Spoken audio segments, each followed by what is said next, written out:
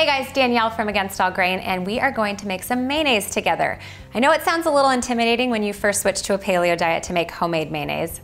Truth be told, before I switched, I don't even think I knew what ingredients were in a jar of mayonnaise.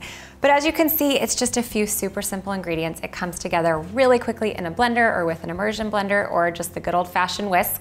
So we're gonna get started with 1 egg, and we just need the yolk for this. So just separate out the white from the yolk.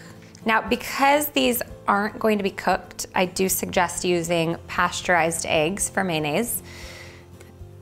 We have just about 1/2 teaspoon of Dijon mustard. That helps to hold the mayonnaise together, emulsify it. It also helps give it some good flavor. And just some lemon juice, just enough from about 1/2 of a lemon. And then vinegar. So you can use champagne vinegar, apple cider vinegar, whatever flavor you like best. I'm going to pop the lid on here. So you need to use either a small blender like this or one of those mini food processors if you are doing it in a blender or food processor, or if you double or triple this recipe, it should work in a standard size blender. So we're just going to start it on low here. So go ahead and blend up your yolk and your vinegar and your lemon juice, and then we'll start to add very slowly in our 3/4 cup of avocado oil.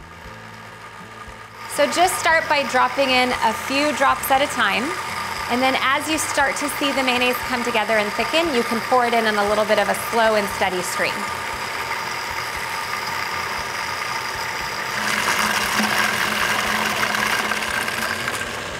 All right, let's take a look.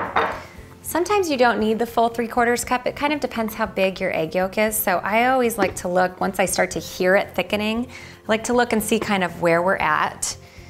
And surprisingly, actually, the more oil you add as it's emulsified, the thicker it's going to be. So I think this looks perfect. It looks just like mayonnaise.